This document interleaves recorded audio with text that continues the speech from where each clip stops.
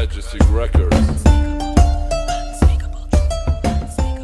Today, you're tuned into The Unspeakable Truth. We are so delighted to start our show with Dr. Tito Izzard from Milwaukee Health Services. Milwaukee Health Services is a nonprofit organization in Milwaukee that has the primary goal of ensuring that everyone in our city has access to affordable, high-quality health care. Did you know Milwaukee Health Services doesn't only focus on medical services, but they also assist and serve the community in various ways, such as food drives and Thanksgiving giveaways. We will also be talking with Dr. Izzard about the infant mortality rate and what Milwaukee Health Services is doing to better serve the community surrounding this issue. Later in this segment, we are delighted to be joined by founding members and youth of Kingdom Prep Lutheran High School. We are so excited to share with you the amazing things going on at this school and what they're doing to serve the male youth in their program. Kingdom Prep has just completed their first year with 50 freshmen and continuing to grow throughout the next few years. You are now tuned in to The Unspeakable Truth, where we speak nothing but the truth, but we speak it from a place of love. Welcome to The Unspeakable Truth. I'm very excited about today's episode. We're going to talk about some great things going on in our community and some things that we really need to talk about when we talk about The Unspeakable Truth. I'm here with a colleague, Dr. Tito Izzard, former CMO of Milwaukee Health Services. Unfortunately, when C.C. Henderson passed, who did a great job as the CEO, you were identified as the interim and just continued. Can you tell the people who might not be as familiar with Milwaukee Health Services, Inc., what it is that Milwaukee Health Services does for our community? Well, thank you, Dr. Smith. It's an honor to be on the show. For Milwaukee Health Services is one of the federally qualified health centers. We are an independent, not-for-profit organization, and our mission is to make sure that everybody in our community has access to affordable, high-quality health care. So what that means is you work with the people that don't nobody else want to work with. We work with everybody, no matter what your situation. Okay, so if somebody is listening to you and they say, well, what are these services that you do and where can we find you? What are the answers to those questions? So we're located, our organization focuses on Central City, Milwaukee. So we have our main location, the Martin Luther King Heritage Health Center, 2555 North Martin Luther King Drive, so Central City. And then our second location is on 82nd and Silver Spring, the Isaac Cox Heritage Health Center. And through both of our sites, any services that we offer, patients can receive services from any department, so family medicine, internal medicine, pediatrics, women's health needs. We have podiatry services on site, dental or oral health, so hygienists as well as dentists. We have behavioral health services, including child psychiatry services and therapy. We have case managers, prenatal care coordinators, in addition to pharmacies on location, which actually allows our patients to get medications significantly discounted so that they can afford it. So we have all of that, including a WIC clinic on site and a HIV program where we care for over 200 So what, this has been around for 5 years, 10 years? Yeah, actually, we're celebrating this fall 30 years of operation since 1989. Milwaukee Health Services Incorporated has been in our community. So when I think about this, is so many times people will run out to other places and then they'll complain about the services that they get. They don't look like me, they don't service me, they don't give me the respect I do. But we have a place here. How do you think the community feels about Milwaukee Health Services? Do you feel that you get the love from the community that you deserve? Well, most people aren't familiar with what we call FQHC, which is that Federally Qualified Health Center. They just know that this is my community clinic. FQHCs have been around for over 40 years all throughout the United States in rural areas and urban communities. Each organization, though, is independent of the other, but there are roughly around 1,300 different ones throughout the United States. For Milwaukee Health Services, our organization, they're supposed to represent the community that they're serving. And since we serve urban Milwaukee, and in our clinic in particular, about 85% of our patients or customers come from Central City, Milwaukee, so our staff reflects the same. So when I look at this, I start to think about all of the great things that you do outside of even this. You do turkey drives, you bring in Cedric the Entertainer. Talk about just some of the community service events, things that you do. Right. So as a organization, we want to assure that our services such as, besides the medical services we provide, we want to make sure that other needs of our patients are being met.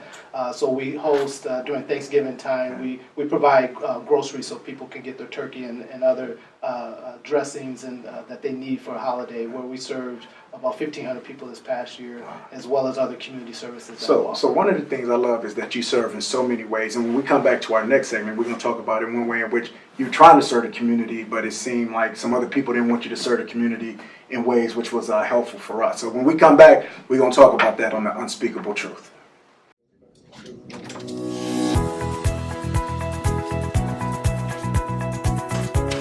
Hey, have you heard?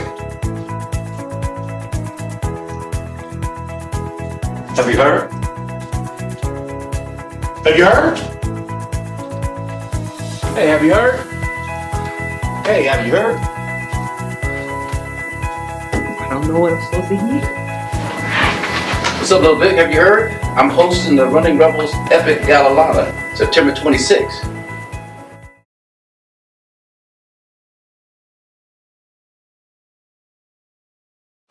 Welcome back to the Unspeakable Truth. I'm sitting here with Dr. Tito Izzard of Milwaukee Health Services, Inc. And right before we left, we were talking about all of the great community services that you provide, but we wanted to talk about something more specifically on this episode, to be quite honest. We talk about infant mortality.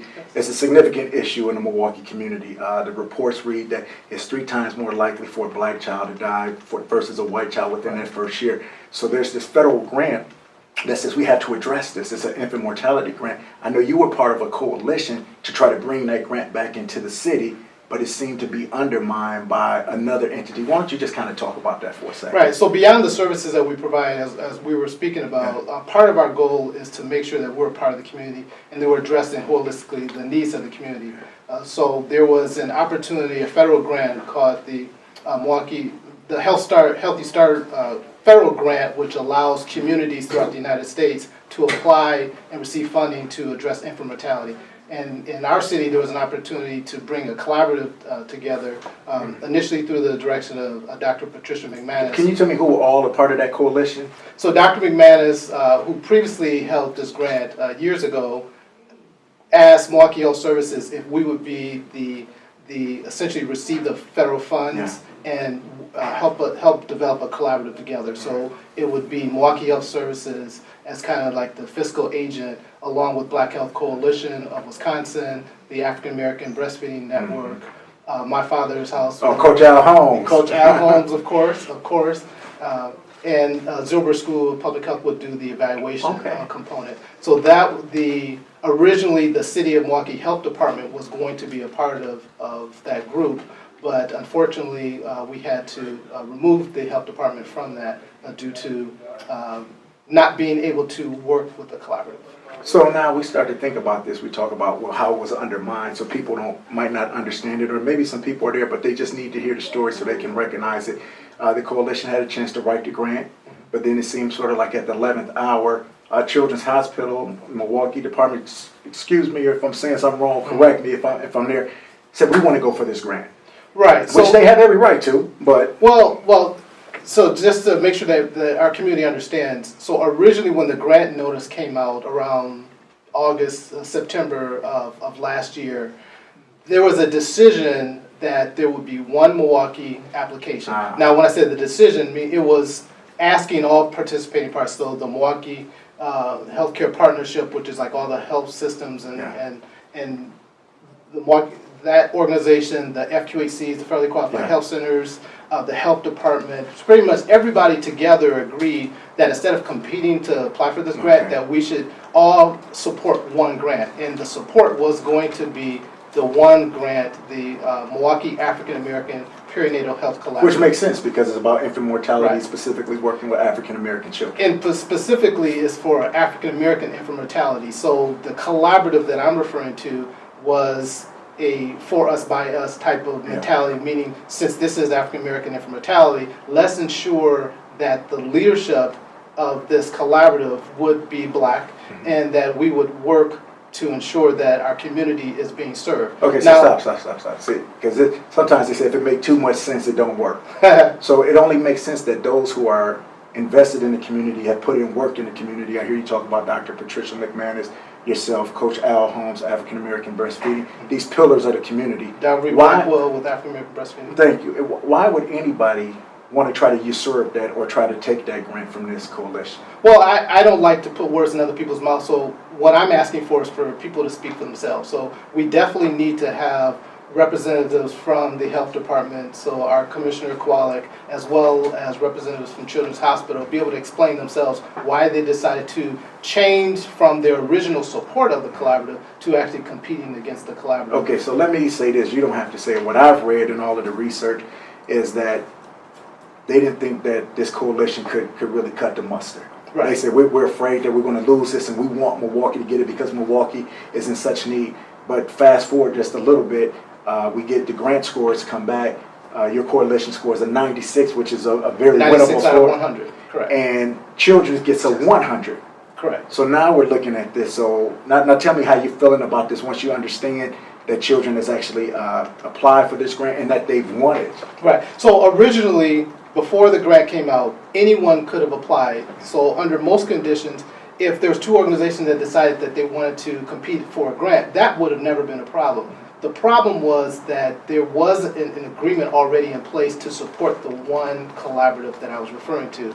Since that changed, my question is, what changed? What happened that caused the health commissioner as well as Children's Hospital to panic and assume that the African American collaborative would not be able to score 96? So they looked at your grant and said, No, they never looked at the grant. They never looked at the grant. So they just assumed. There was a complete assumption. No one actually called me to say, hey, Tito, how are things going? You know, do you need any help? What's the status of it? No one actually contacted us. So, and this is the problem, that there were conversations amongst the health commissioner, the mayor's office, as well as someone at the state level, all calling Children's and saying, Children's, we actually need you to compete and apply for this grant because we don't trust that the African American Collaborative is going to be able to get it out. And the problem is that Children's believed it and they never called us either to say, hey, what's going on? So let me say this because, and I'll be quite frank, I'm a former employee at Children's Hospital. I've had my children have surgery there. Was very satisfied with it. But there were some things that I was very discontent with Children about. I don't think they have enough black leadership inside of there, people of color. I've seen them invited to things like community brainstorming with dealing with foster care and just be absent from the scene. So where my level of frustration and just bewilderment is, why would they think they could step inside of an African American issue and then be the leaders when they failed in so many ways in this specific capacity? They've done some great things, but in this specific capacity, they failed. And so to try to usurp and not try to help, I'm really frustrated and confused.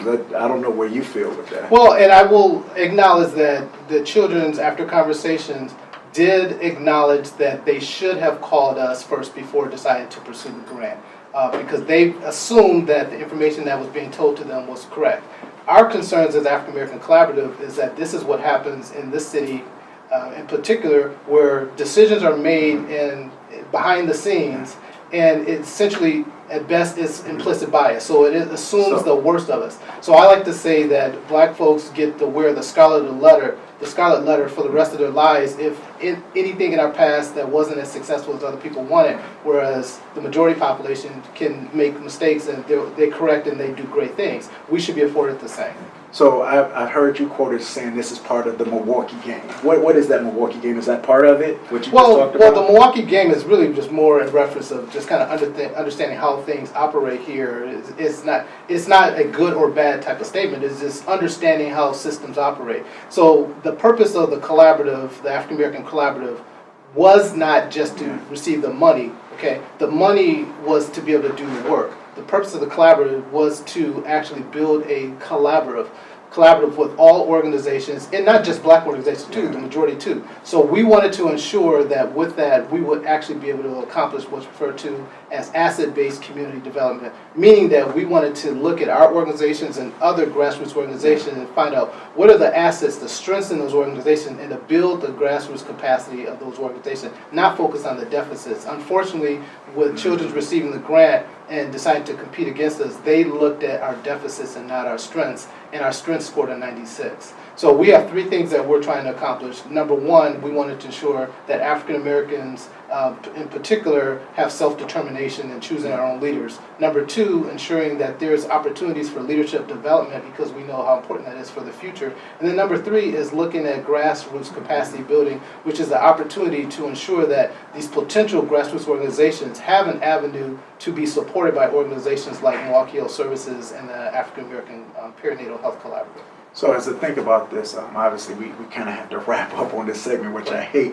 But where do we go now going forward? Is there any way that we mend with Children's Hospital, that all of these other coalitions could help with the grant? Where do we go from here? Yeah, and I think we definitely can move forward, but in order to move forward requires transparency. And right now, we are not receiving transparency from Children's Hospital. We're not receiving transparency from the mayor's office, because I had numerous conversations with the mayor himself and his office prior to the grant even being submitted, and we're not getting clear information now from who in the office of the mayor actually contacted Children's, and we're not getting transparency from the health commissioner. So in order to have reconciliation and move forward, we have to have transparency. What happened that made people believe that our grant would not be able to score 96, which it did? And once we have that acknowledgement, then moving forward is how do we ensure that 100% of those dollars, the $5 million, actually goes into the African American community to address this infant mortality. 100% of our dollars would be in the community, whereas under the Children's grant, it's clear right now that it's not, and Children's right now is not saying what their grant will do. So it is now Children's responsibility to communicate with the community what exactly is in their grant. It's been over 2 months, which is very unusual for a grant to be funded and not describe what it's planning to do for the community. So listen, we're going to have to have Dr. Izzard back, because this is a conversation we could have. You can't have it really in 10, 15 minutes, but I think you did a great job of explaining it. Here at The Unspeakable Truth, we speak nothing but the truth, or we speak it in love. We'll be back. Welcome to our new show, The Unspeakable Truth, My 24, Saturday, 7 a.m. At The Unspeakable Truth, we're not afraid to speak on those topics considered taboo. We're not afraid to bring truth to power. Are you ready for The Unspeakable Truth? Welcome back to The Unspeakable Truth. I am sitting here. This is one of those episodes I love to be able to introduce things to the community. And so we talk about always telling the truth, speaking this unspeakable truth, but we also talk about how can we show what are some great things going on in our community that most people don't talk about. I'm sitting here with just what I call friend Sean in Nairobi. But Sean, let's get right into it. Let's tell the people about Kingdom Prep Lutheran. What is Kingdom Prep when people hear that? Yeah, Kingdom Prep is a brand new all-boys school located in Wauwatosa, Wisconsin. We serve currently 50 freshman young men as we started and just completed our initial first year. So it's been fantastic. We come out of the incubator of Wisconsin Lutheran High School. The need came up when we had the issue of so many of our kids who were coming from a lot of our feeder Lutheran grade schools, particularly in the city.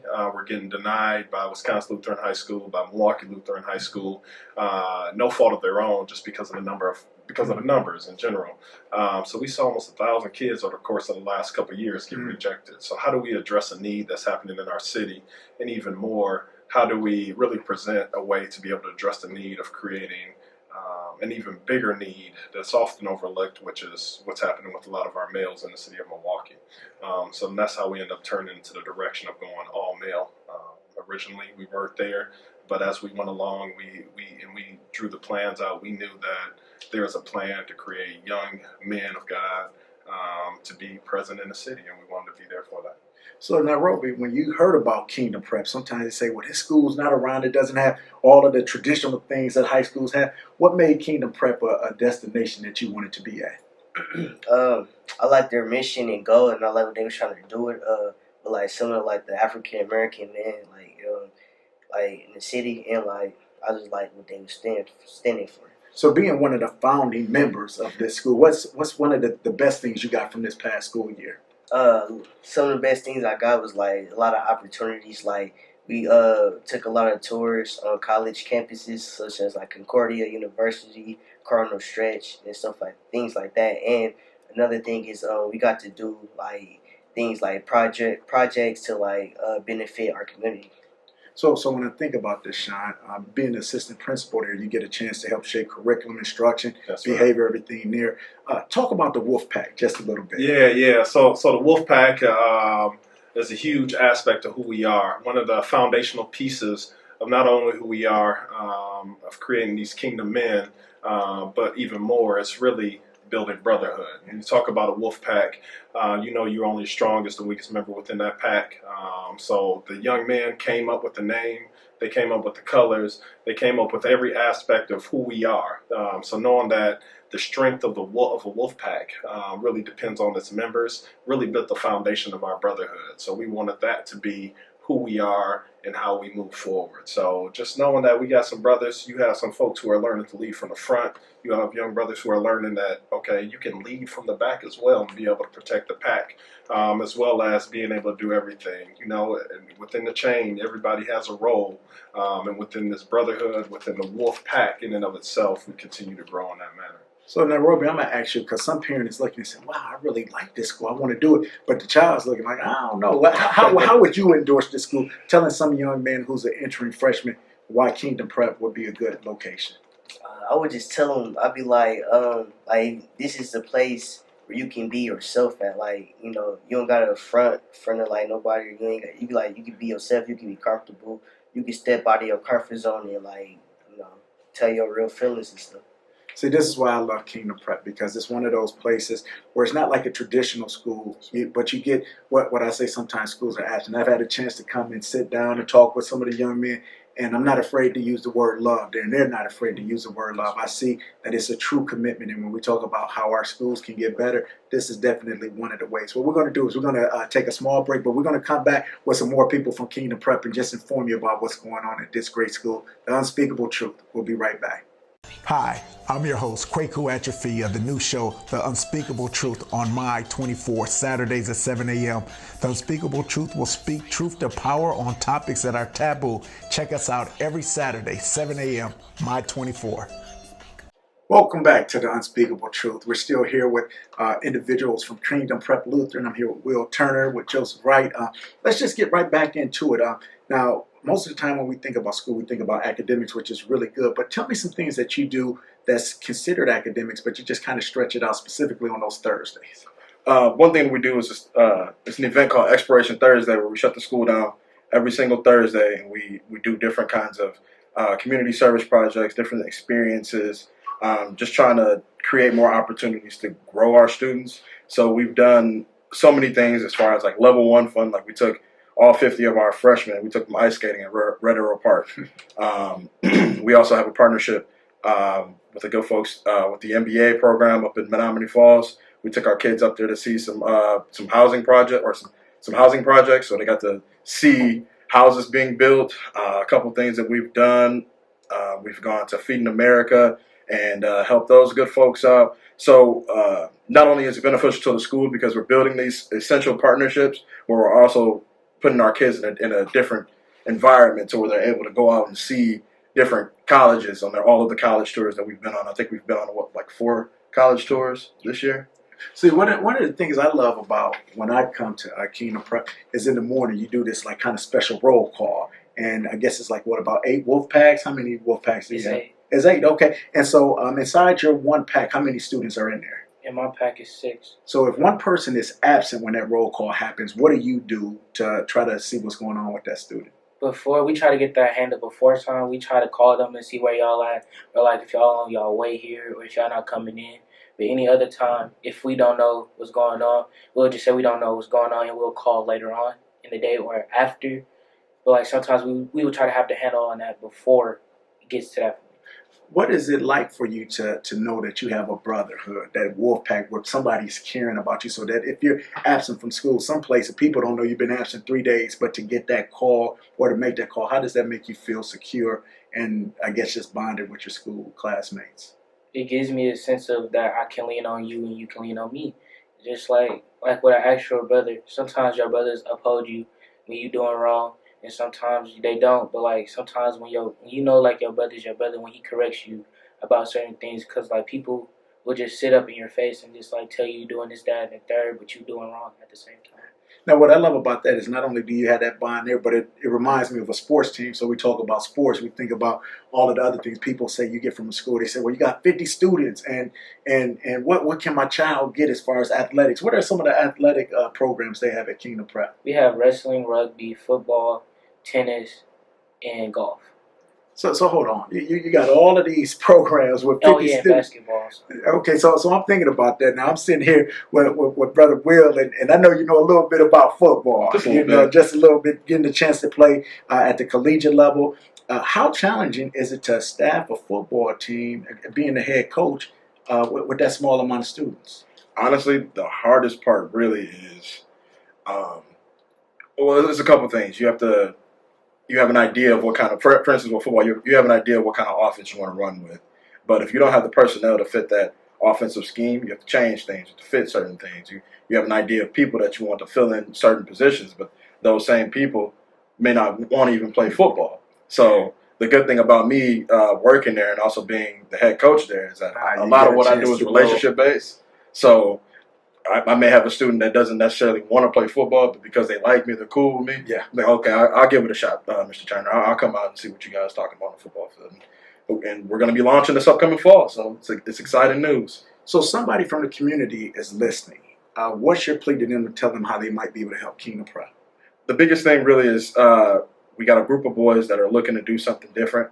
They're looking to play football, play all different kinds of sports, and just get themselves out of the streets, get themselves out of any kind of distractions. If there's anybody out there that want to help our boys do that, I mean, we'd love for you to reach out to us. So what's one of the best things? We're kind of wrapping up. Tell me the number one thing that you remember about this year, being a founding member, that you're going to take with you. I'm gonna always have to take the time where me and Spur, we had went to urban ecology, and we were walking in the woods, we were learning, and then we was going down like these little slopes in the woods and in the snow, and then Spur was Spur was pushing people, but I always remember that. And then Hold on, let me stop, because this is the hard part about the show. We have a lot of good information, but not enough time. But we're gonna have Kingdom Prep back on to be able to talk about these stories and everything that you do. JoJo, Will, I want to thank you all for coming on. We want to make sure that we look into Kingdom Prep, how we can really best serve our children. We always talk about what the schools aren't doing. We have some schools doing something positive. Let's support them. We want to thank you for coming out, joining us on The Unspeakable Truth, where we speak nothing but the truth, but we speak it in love. Thank you to our closed caption sponsor, Fresh Start Family Services. The Unspeakable Truth. I'm Quay Kawachafi. I hope you enjoyed today's show. Did you listen to Dr. Tito Izzard? One, we have health services in Milwaukee Health Services Institute with people that look like us, that want to help us, and they work around even our financial needs. It's a gem in the community. And I think that's what makes his point so relevant, so important to us, that we could be undermined by other systems in helping with infant mortality, specifically with African American children. But regardless of what happens, now we understand that the grain is in the hands of Children's Hospital, and the ideal is, what can we do to support that institution? What can we do to decrease infant mortality? I also like to thank our guests from Kingdom Prep Lutheran. And when I think about that, I think about what's the next step if our children do literally survive. What matters if they survive, but then we kill them in the school system, we kill their hopes, we kill their dreams? Well, it's because of schools like Kingdom Prep that we give our children hope, we give them love. What can I say? That's what we do here on The Unspeakable Truth. We speak nothing but the truth, and we speak it in love. I hope you'll join us next week. Majesty Records.